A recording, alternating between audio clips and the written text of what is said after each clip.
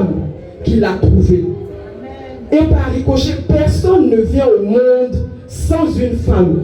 Bon, à part les gens qui disent qu'ils ont évolué, maintenant ils font bébé et prophète. Mais bébé et prophète là même là, ovule là, tu prends ça où? Parce que si tu as pris spermatozoïde, qu'est-ce qui vient des femmes là, il n'y a pas là. Comment tu as fabriqué le bébé là et puis ça a devenu l'homme? Alléluia. C'est pour dire que la femme a toujours quelque chose à donner. À quoi qu'on dise, il y a quelque chose qu'on prend chez elle pour ajouter à quelque chose qui devient quelque chose.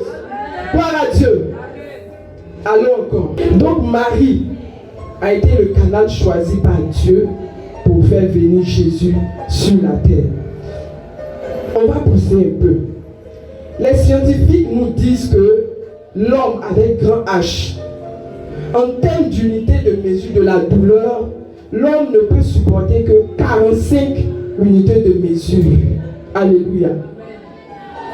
Je me dis que notre Seigneur Jésus, avec ce qu'on a vu dans la Bible, comme notre papa prêchait hier dans le direct, Jésus sait que le Seigneur Jésus, pour lui là, ça a dépassé 45, mais plus c'est multiplié par 10. Parce que quelqu'un qui est là, et puis sueur devient du sang là, c'est qu'il y a quelque chose qui s'est vraiment passé. Je me dis, ça c'est ce que les scientifiques ont dit. Mais je crois que pour Jésus là, ça a dépassé ça. Peut-être ça s'est multiplié même par 10. Parce qu'il a porté le poids de l'humanité tout entière. Alléluia. On ne va pas s'arrêter là. Je vais ouvrir une petite parenthèse. En même temps que les scientifiques disent l'homme peut supporter 45, mais la femme, faut dire la femme. Tu ne sais pas ce que tu as, tu ne sais pas ce que tu es. Alléluia, la femme. Pendant que l'homme, il faut regarder ton mari, regarder le frère, là, et puis il faut lui dire, toi tu peux supporter 45. Mais moi là, je vais jusqu'à 57. Alléluia. Gloire à Dieu. Lors de l'accouchement, la femme arrive à supporter jusqu'à 57 unités de mesure de la douleur. Donc il faut imaginer. Peut-être tu es encore jeune comme moi, tu n'as pas encore fait d'enfant, mais imagine. Petit couteau même te blesse là, tu es te tuer. On a marché sur ton pied même, tu es te tuer. Mais regarde la femme, quand elle va en couche, jusqu'à combien d'unités de mesure elle peut supporter. Maintenant je suis étonné. Pour toi, une maman, tu arrives à supporter ça. Et puis quand il y a des choses qui arrivent, tu dis tu ne peux pas. Pourquoi? Je me pose la question. Parce que si ça là, l'homme même qui est à côté de toi là, c'est 47. Bon, il y a des hommes même, ils disent, ils vont aller voir les femmes accoucher. Quand il s'en va, ça commence à... Il s'évanouit. Il dit, il ne peut pas. Il sort. Il dit, il veut regarder, mais il sort. Il ne faut pas dire, tu es faible. Il ne faut pas dire, tu ne peux pas. Parce que si tu arrives à supporter ça, qu'est-ce qui peut venir encore que tu ne peux pas? Tu as la capacité. Parce que si tu arrives à supporter ça, et puis après ça là, tu oublies, tu t'en fais encore, tu prends encore, tu t'en vas encore, c'est que tu es forte. Acclame le Seigneur pour ta vie. Gloire à Dieu. Il dit, qui peut trouver une femme? Le cœur de son mari a confiance en elle et les produits ne lui manquent pas. Elle lui fait du bien et non du mal tous les jours de sa vie. Je prends toujours le texte, mais je vais dans un autre paragraphe pour qu'on puisse percevoir ce que je veux dire. À la résurrection de Jésus, la première personne qui a vu Jésus, c'est Marie-Madeleine. C'est elle qui a vu Jésus. Je vous ai dit que quand on donne quelque chose à femme, elle multiplie. Bon, il faut paraphraser. Quand Marie-Madeleine a vu Jésus, qu'est-ce qui s'est passé? Une réponse. Elle allait annoncer. Alléluia. Ça vient corroborer le fait que la femme égale à la multiplication. Parce qu'elle a vu, mais elle ne s'est pas arrêtée là. Elle a vu, mais elle ne s'est pas arrêtée là. Elle est partie propager la bonne nouvelle. Elle est allée dire, je l'ai vu.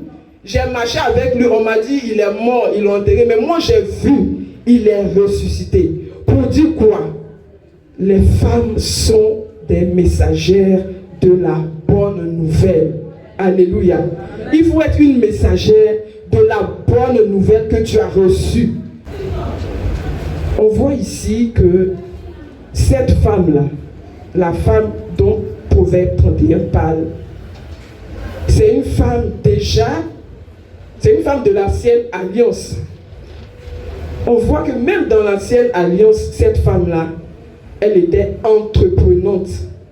Alléluia. Quand on dit navire marchand, là, il ne faut pas voir quelque chose. C'est commerce.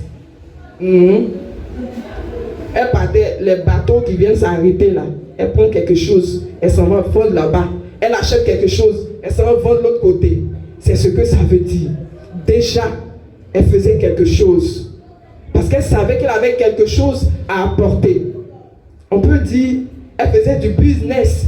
Et puis, elle avait le flair de créer de la richesse. Parce que si tu n'as pas le flair, tu vas dormir, tu vas dire, bon, monsieur va donner, monsieur va donner, monsieur va donner. Bon, il ne donne pas, tu fais quoi? Elle avait le flair pour pouvoir créer de la richesse. On dit encore, elle pense à un champ et puis elle achète. C'est bon de penser, mais quand tu finis de penser, il faut passer à l'action. Il faut passer à l'action. Elle réfléchissait. Elle se disait, mais est-ce que cette affaire-là, ça ne sera pas bon pour nous? Et si je faisais ça? Et si je faisais ci? Et si je m'essayais à faire ça? Bon, je vais prendre par exemple l'actualité. Je n'ai pas fini mes études, mais j'aime bien faire la décoration. J'aime bien faire la cuisine. Comme notre papa dit, toi quand tu prépares là, c'est pour que ton mari mange. S'il mange et puis c'est d'où il envoie ses amis, ça veut dire qu'il y a quelque chose qui peut te rapporter quelque chose là. Bon, la cuisine. Je vais faire la cuisine, mais pas comme tout le monde. Donc je vais trouver une formation quelque part pour aller me perfectionner. Parce que quand je vais rentrer dans cette cuisine-là, je vais être parmi les meilleurs. Alléluia. C'est ça. Gloire à Dieu. Elle ne s'asseyait pas pour dire, bon, je suis couché, c'est que je suis mon mari, bon, il va payer terrain, il va construire une maison, il va envoyer les enfants à l'école, et puis tu es là, tu attends. Quand on lit ici, là, on dit elle pense à un champ, et puis elle achète. Si elle a pensé, puis elle a acheté là, elle n'a pas dormi, et puis elle a acheté, ça veut dire qu'elle a mené des actions pour produire un résultat qui vont lui permettre d'acquérir ce champ-là, pour sa sécurité, pour la sécurité de son mari et de leurs enfants. Gloire à Dieu. Elle pense, elle ne s'arrête pas là à penser, mais elle passe à l'acte. On entend souvent dire, oh, les femmes, elles aiment trop penser. Elles sont toujours en train de penser, c'est elle, c'est elle. Bon, c'est toi, tu penses. Mais depuis tu penses aussi, on ne voit rien. Donc il va te dire quoi? Tu penses, maintenant le jour même que tu as trouvé quelque chose qui est sérieux, tu as venu dire, il va dire, c'est comme d'habitude. Parce que, mais, bon, tu dis, bon, tu as fait ça là. Il t'a donné, il allait s'endetter, il t'a donné 100 000. Quand tu as fini là, tu as fait ton dîme. C'est-à-dire que tu es en train de vendre là, tu n'as pas encore fini même de voir tu as mis ton capital, ton bénéfice, tes charges. D'abord tes charges, et puis voir tes bénéfices, ta marge, tout ça là. Mais tu es en train de convoiter une chaussure, mais un sac, parce que tu as vu telle fille là apporter ça. Toi aussi tu veux forcer. Tu fais comme ça jusqu'à un commerce là, ça tombe. Il dit, mais chérie, qu'est-ce qui se passe? Tu es là. Tu dis, ils ont pris crédit, ils n'ont pas payé. Ils ont payé, tu as fait. Alléluia. Non, c'est difficile. Non. Tout a été toujours difficile. Mais comment les autres font? Et puis, elles se maintiennent. Non seulement elles se maintiennent, et puis elles arrivent à progresser. Donc, ça veut dire que tu as quelque chose à faire quelque part. Alléluia. Il faut mettre la main à la pâte. Cette femme-là, elle mettait la main à la pâte. Elle se dit pas, bon, mon mari est riche, mais même s'il n'a pas le peu qu'il gagne là, ça nous suffit. Au moins, quand on a faim là, on mange. Je ne vais pas manger, c'est quelqu'un, non, ça me suffit. Je suis là comme ça. Non. Parce que si tu veux t'accrocher sur ce qu'il gagne là, si lui aussi il ne fait pas d'effort pour que ça produise là, la vie dont tu rêves, de la manière tu veux voyager, mais tu vois les enfants, les autres envoyer leurs enfants en Europe aller étudier là. Tu ne peux pas. Ça va rester qu'un rêve. Tu vas rêver jusqu'à quand tu vas mourir avec ton rêve là. Parce que tu n'as pas appuyé le monsieur. Quand Dieu t'a créé là, on a dit quoi? Pour un projet de vie. Quand Dieu fait un projet là, c'est pas pour échouer. Quand Dieu fait un projet, c'est pas pour être dans le projet là, c'est toi-même qui viens tirer le projet par le bas. Non, c'est toi qui dois le pousser. Il travaille certes, mais tu vois qu'il a des potentialités, il a des choses qu'il peut faire. Tu peux l'aider, Il peut dire, bon, moi je n'ai pas le temps de gérer, bon, je fais cette affaire-là, je te fais confiance, ma femme, il faut gérer. Mais pour pouvoir gérer là, tu dois avoir des capacités, des aptitudes. Mais s'il ne voit pas en toi ces capacités, ces aptitudes-là, souvent les femmes se plaignent que mon mari me cache tout ce qu'il fait. Il cache son argent, il a maison ici, il ne sait pas. Il a terrain ici, il a bateau, il a avion, il ne sait pas. Toi, tu es toujours surprise. Les événements, ça tombe sur toi à bout. Matin, tu es là, ça tombe sur toi à bout. Il faut arrêter. Parce que si tu décèles en toi quelqu'un qui peut... Parce que tu as une valeur ajoutée au fait. Mais tant qu'il ne décède pas cette valeur ajoutée, il ne va pas te faire confiance. Ici, la femme, son mari lui faisait confiance. Pourquoi? Parce qu'il sait que ma femme, si tu lui as donné 5 francs, comme la parabole des talents là, elle ne va pas s'asseoir pour dire, bon, il a gardé jusqu'à quand il va venir lui donner. Elle va fructifier ces 5 francs là. Et puis demain, quand lui-même il est serré, ou bien il me dit, bon, j'ai eu une affaire là-bas, vraiment c'est chaud. Tu dis, bon, chérie, calme-toi. Voilà un petit chèque de 5 000. Il va dire, oh, les 5 francs qu'il t'a donné là, c'est ça qui a produit jusqu'à c'est devenu comme ça. Alléluia. Tu es capable de le faire. Alléluia. Acclame le Seigneur pour ta vie.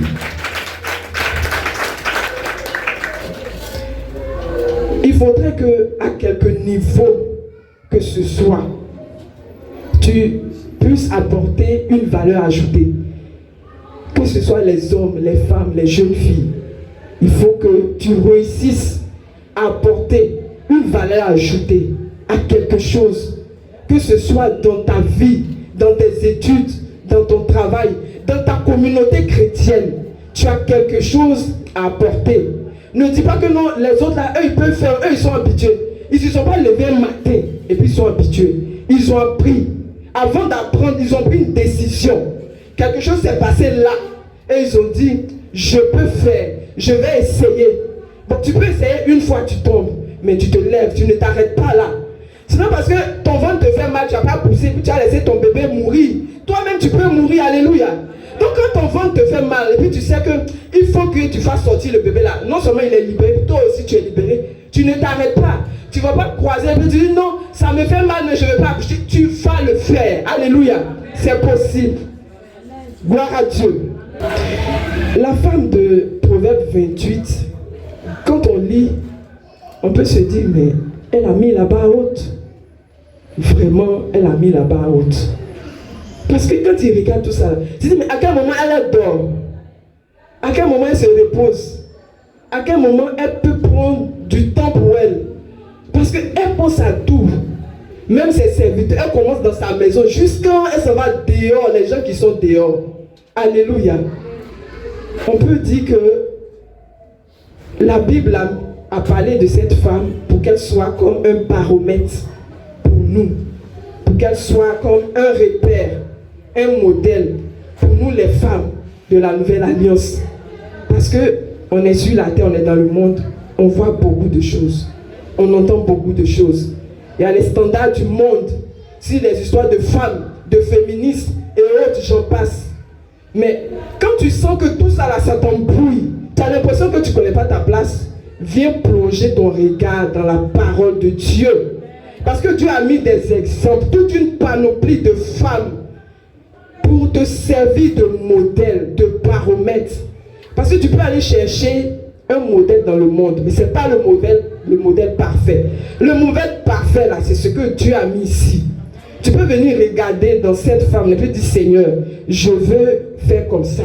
Je veux arriver à faire ça. Je peux y arriver. Alléluia. Gloire à Dieu. Maintenant, quand on voit qu'elle a mis la barre si haute, on peut se demander, mais est-ce que c'est possible? Peut-être tu ne vas pas atteindre la barre. Peut-être tu vas dépasser la barre. Peut-être tu ne vas même pas arriver au premier niveau de la barre. Parce que quand tu regardes cette femme, elle regorge de tellement de vertus que tu te dis, mais si tu veux regarder de façon humaine, tu vas dire non, c'est peut-être que la Bible ment. Tu vas dire, ceux-là ils mentaient et ils sont sûrs que la femme là, tout ça là, c'est une femme qui a fait ça. Et ce que je vois aujourd'hui là, non, c'est parce qu'elle ne nous dit pas la vérité. Mais monte un peu, dis à ta soeur, monte un peu. Monte un peu. Quand tu vas monter un peu, tu vas voir que c'est possible. Parce que si Dieu a mis ça ici, si le Saint-Esprit a permis qu'on puisse parler d'elle ici, là, c'est que c'est possible. Si on l'inscrit ici, c'est que c'est possible. Si on l'inscrit pour qu'elle puisse nous servir de modèle et de baromètre, c'est que c'est possible. Pourquoi c'est possible? Dieu sait ce que tu crois. Tout à l'heure, on a parlé au début, on a dit croyance. On a parlé de vérité. Dieu sait ce que tu as reçu comme croyance. Dieu sait ce que tu as reçu comme idée, comme pensée. Et on va voir ce petit chemin-là. De 1, ta croyance influence tes pensées. Ta croyance va influencer tes pensées. Ta croyance, la croyance influence tes pensées. Donc tu peux mettre croyance, pensée. Tu fais une flèche. Ta croyance va influencer tes pensées. Et tes pensées vont aller à leur tour influencer tes émotions. Et quand tes pensées vont influencer tes émotions, tu peux être emmené à prendre de mauvaises décisions, à faire de mauvais choix, à commettre beaucoup d'erreurs. Alléluia. Et tout ça qui va agir dans tes émotions là, ça va impacter et modifier ton comportement. Ça va agir sur ton attitude, ton comportement, sur peut-être la capacité que tu as. Tout ça va venir agir dessus. Alléluia. Donc quand tu as mis pensée, ensuite, d'abord croyance, influence, pensée, émotion, tout ça qui va modifier ton comportement, il faut bien que ça produise un résultat. Donc imagine un peu le résultat que cela peut produire. Parce que tout est parti de ta croyance. Tout est parti de ce que tu as reçu. Tu as emmagasiné autour de toi. On t'a dit, oh, la femme est comme ça. La femme ne peut pas faire comme ça. Tu ne peux pas aller, oh, toi-même là, voilà comment tu es. Regarde comment tu es. Regarde ce que tu fais. Est-ce que, bon, regarde les autres femmes qui font ça. Toi-même, tu ne peux même pas faire la moitié. Tout ça en toi qui vont agir sur tes émotions, sur ton comportement et qui vont t'influencer, tu vas produire un résultat négatif.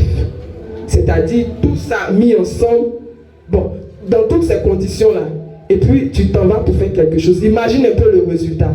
0.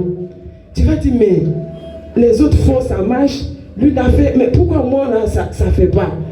On ne se lève pas comme ça pour faire, pour que, comme on le dit là, ça fasse. Il y a quelque chose à faire d'abord.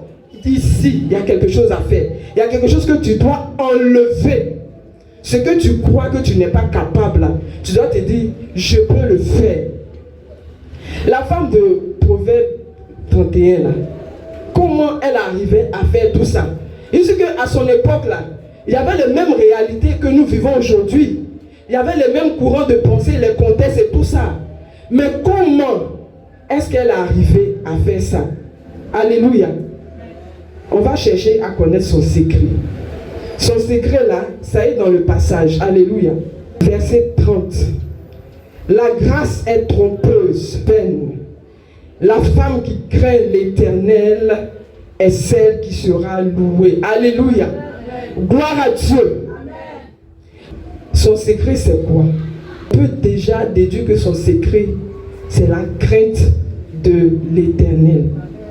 La Bible nous dit que la crainte de l'Éternel, dans le livre de Psaume 111, à partir du verset 10, et dans le livre de Proverbes 1, verset 7, c'est à peu près le même verset. La crainte de l'Éternel est le commencement de la sagesse. La crainte de l'Éternel est le commencement de la science. Alléluia. Pour dire quoi? Tout ce que tu as reçu, qui font que tu penses que tu ne peux rien faire, il faut aller dans la parole de l'Éternel. C'est là-bas que tu vas trouver la force pour faire sortir ces croyances-là, pour pouvoir prendre les bonnes décisions et poser les bonnes actions. D'abord, l'homme naît dans une cellule familiale et ensuite il interagit dans son environnement avec le monde extérieur, avec les autres. Comme notre papa a l'habitude de dire ici, nous sommes des êtres relationnels. Il peut arriver dans ce cercle-là qu'il y ait des choses qui vont t'impacter soit positivement ou négativement. Alléluia. Des choses que tu vas voir tes semblables faire, ou bien que tu as vu tes semblables faire, que tu as entendu faire, qui vont t'impacter négativement. Mais cela peut t'impacter négativement si et seulement si, dans ta pensée, tu valides toutes ces croyances-là. Où on dit que tu ne peux pas y arriver, tu ne vas pas y arriver, ça c'est pas possible, ça n'existe pas. Seulement que si dans ta pensée, tu valides ces idées et ces croyances-là, alors cela va devenir une vérité pour toi. Mais ça va te maintenir dans une situation où tu seras toujours en train de te plaindre, toujours en train de pleurer et toujours en train d'envier les autres, parce que tu vas avoir l'impression que les autres s'en vont, mais toi tu es là. Bon, pour les autres là c'est bon. Donc cela peut devenir une vérité pour toi et t'empêcher de saisir la dimension réelle de ton rôle en tant que femme, en tant que projet de vie que Dieu a apporté. Elle peut te dire non, ça c'est pas possible, ça tu peux pas le faire. Par le passé il y avait des activités ou bien les domaines où on dit les femmes ne font pas là, quand elles le font là, elles excellent, elles le font mieux que les hommes qui viennent même dire ah, donc l'homme le fait de telle manière, mais la femme elle a employé cette méthode, elle a produit plus que l'homme qu'on dit il a l'habitude de le faire là, elle a produit plus que lui. Il faudrait que nous sachions que comme la femme de Proverbe 28, elle était multitâche. Quand on a lu ici, on a vu qu'elle faisait beaucoup de choses. Mais c'est pas faux. Une fois, Papa Kofi disait ici que ah, les femmes, vous êtes fortes, hein? Parce qu'il a passé une petite journée avec son fils. C'est quel enfant faisait là? Il s'est demandé, mais comment sa femme fait pour tenir? Parce que en même temps que tu as mis la nourriture au feu, tu es en train de faire lire quelque chose à l'enfant, il y a un autre qui est là-bas, bon, le mari t'appelle, il faut gérer ça. C'est-à-dire que toi seul là, tu es comme un point focal. Tu es là, ça va ici, ça va ici, ça va ici, ça va, ça vient, ça va, ça vient. Alléluia. Donc, si tu réussis à faire ça, pourquoi tu ne peux pas croire que Dieu peut te donner d'aller au-delà? Parce que regarde même ta petite vie, ta petite expérience, la regarde. Il faut croire que Dieu peut te permettre d'aller au-delà. Et puis, le puzzle là, tu as une pièce, et puis pas n'importe quelle pièce.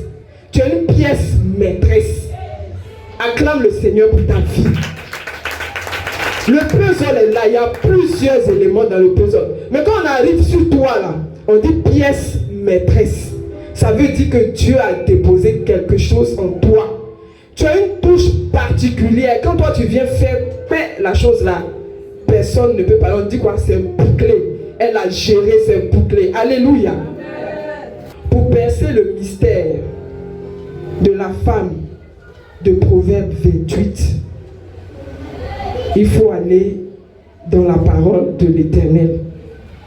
Il faut aller dans la crainte de Dieu. Il faut aller chercher la présence de Dieu. Si on ne va pas dans la présence de Dieu, il ne faut pas on va se blaguer. Tu as beau te lever avec ton zèle, quand tu as fait là, ça ne va pas arriver quelque part. Parce que tu n'es pas allé prendre appui sur le rocher. Tu n'es pas allé prendre appui sur le rocher. Et il y a ce chant là qui dit le petit oiseau dans la fente du rocher. Il faisait quoi? Il dormait paisiblement.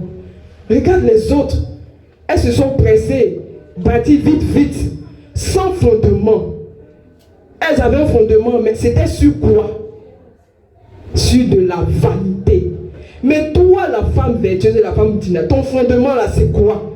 Il faut aller sur le rocher. Il faut aller sur le rocher.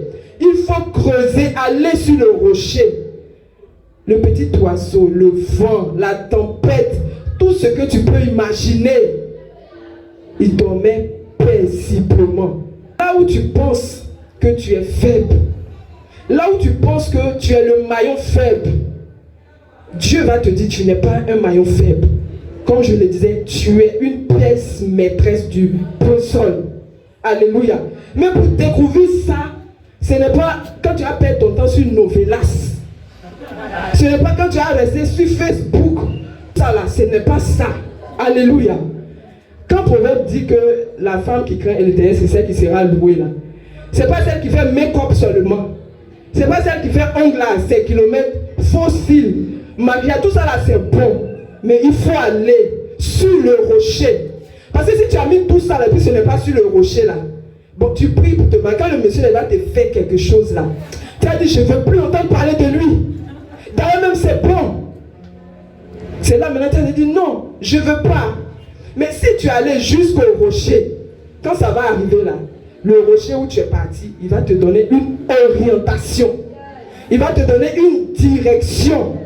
Tu ne vas pas faire les choses parce qu'il faut faire. Tu ne vas pas être dans l'émotion. Tu ne vas pas faire les choses comme ça. Quand tu vas dire, on va là, tu sais pourquoi on va là. Et quand on va là, tu sais où tu as pris cette source-là. Il peut arriver des choses pour te détruire, mais tu fais quoi? Tu rébellotes et puis tu dis non, c'est là qu'on va.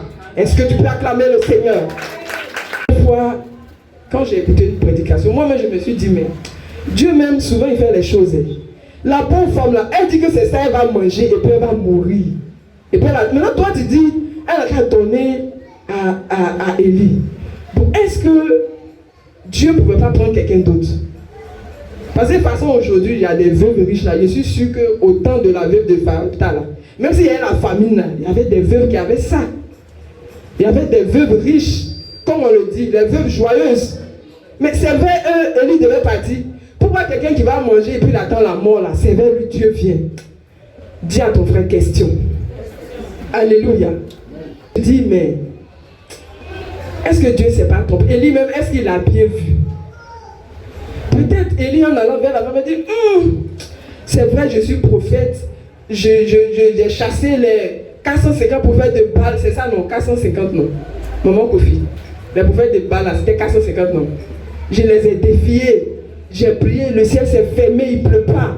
Corbeau me nourrit matin, soir. On me donne viande. Mais là même où Dieu m'envoie là, on dirait que je commence à avoir des hallucinations. Parce que quand je suis sûr que quand il a l'apparence de la femme là, il se dit, il n'y a pas quelque chose de bon qui peut sortir de là-bas. Alléluia.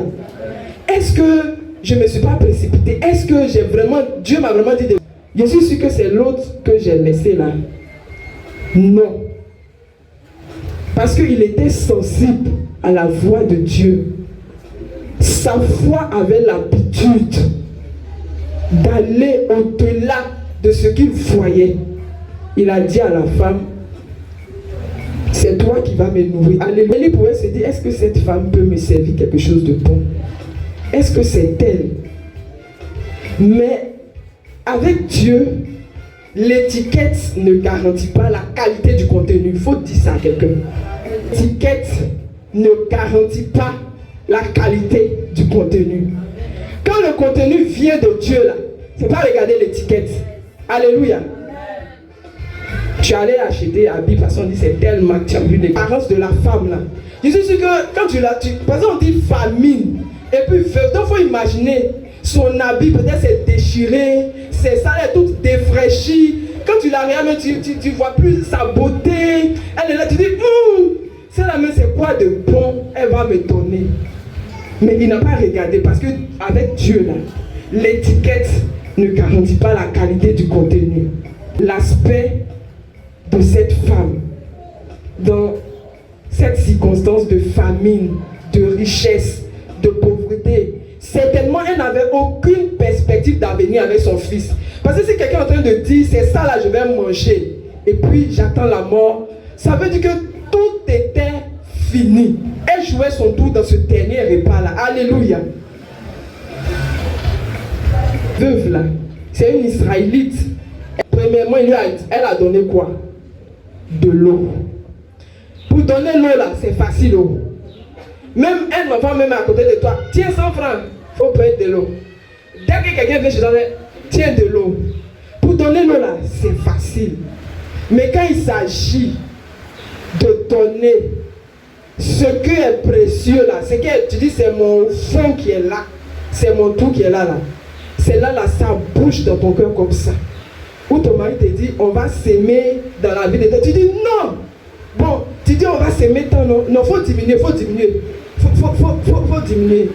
Mais tu as oublié qu'on avait un projet de vie, tu prends tout l'argent là pour aller donner à l'église. Quand c'était loin là, tu as donné facilement. Alléluia. Donc quand il s'agit de donner la nourriture, ce qui est ton feu là, il faut libérer. Gloire à Dieu. Parce que tant que tu ne vas pas libérer là, tu vas rester comme ça. C'est arrivé dans le problème de nourriture là. Elle a commencé à bouder. Elle a commencé à... Elle a craqué, je peux dire qu'elle a craqué. Elle a craqué, elle a présenté, mais je n'ai rien. Mon mari est mort. Voilà la famine.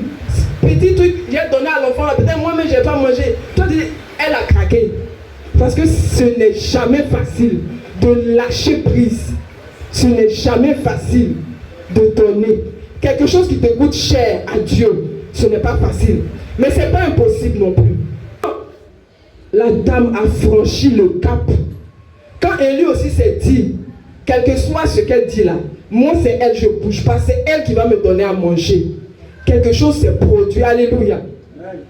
Non seulement elle a donné à manger, mais comment? Il y avait un ordre bien précis. Il a dit, tu me donnes d'abord. Tu me donnes d'abord. C'est-à-dire dans tout ce que tu as à faire, la part de Dieu d'abord. Quand elle a décidé, quand il a dit ça, elle allait faire le gâteau. Quand elle a fini de préparer, elle a obéi. Elle a donné à Élie d'abord. C'est-à-dire que elle a décidé d'aller de l'avant. C'est pas parce que je vais lui donner là, même si je lui ai donné que moi je vais mourir, c'est pas grave. Mais je vais lui donner. Elle a décidé de passer à une autre étape. Alléluia. Elle a choisi d'aller au-delà de ce qu'elle voyait, de la mort qu'elle voyait. Alléluia. Au début, je vous ai dit quoi? La veuve de Zaïre, le triomphe de la vie sur la mort. Elle voyait la mort. Mais quand elle a décidé d'obéir à Dieu et de donner au prophète, elle allait au-delà. Alléluia. La Bible dit que la farine et le pain n'ont jamais manqué dans sa maison. Gloire à Dieu. Pour dire quoi?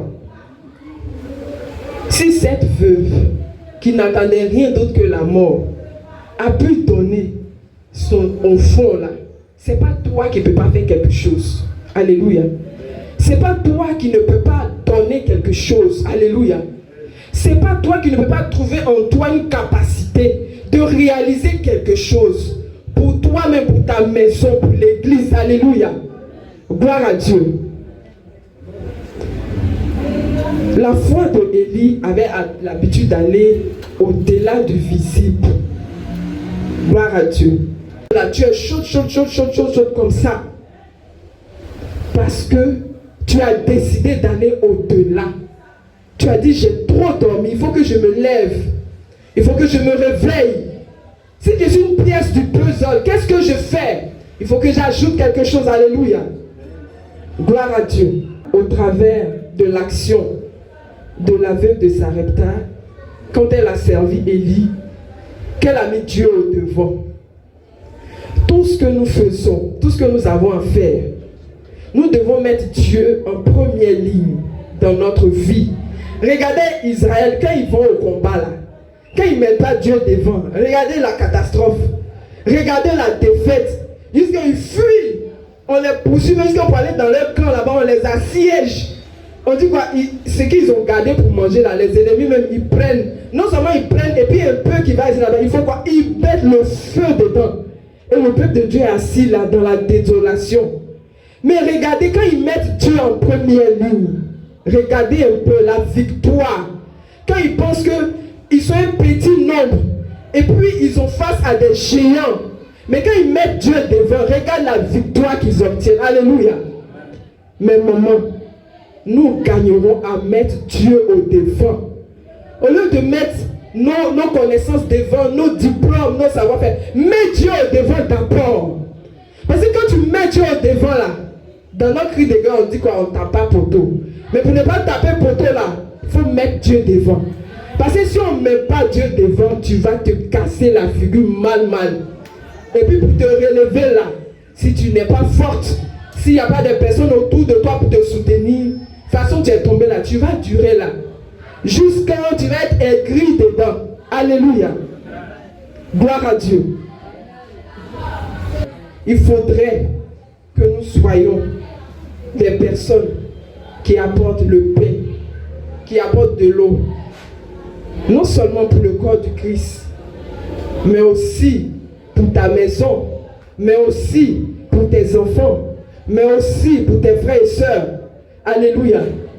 Ne sois pas fatigué. Dieu dit, ceux qui s'attendent à l'Éternel renouvellent leur force.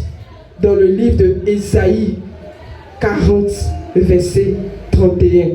Que Dieu nous bénisse.